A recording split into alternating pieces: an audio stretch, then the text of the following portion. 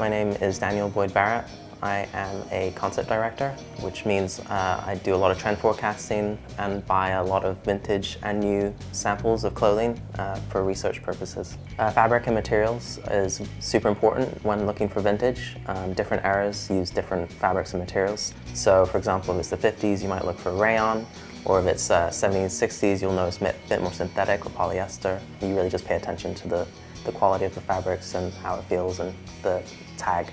Another thing to think about is trims and details. Some of the smaller details like stitching or buttons can really signify what something is. Vintage is appealing for many different reasons. People search for 50s or 60s or 70s or even 90s, thousands. So different brands from different time periods can say a lot about the garment.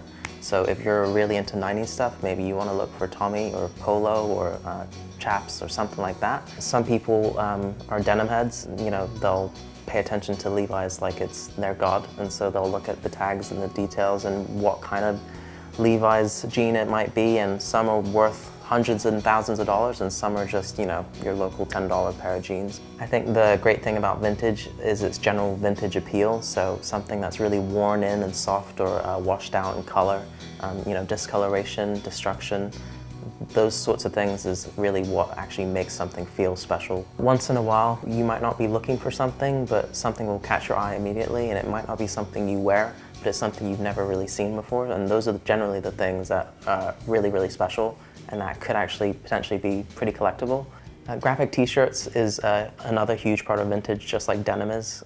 I think the big thing about graphics tees is, it could be a true graphic t-shirt from the 70s, or it could just be a graphic t-shirt from the early thousands or 90s that we remember as kids. It doesn't really matter. It's really just the emotional appeal of that graphic t-shirt.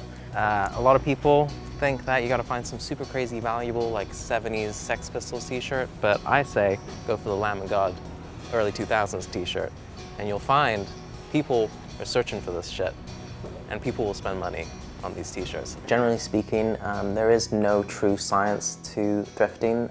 It really just all comes down to the love of it and having a gut reaction, and finding that one thing that makes you happy. And if it makes you happy, it's going to make a lot of people happy for the most part, and that's something you can generally always rely on. So over time you might get better at it and realize what's worth what and what this is and what that is, but it's really just about your taste and what you like and going for it.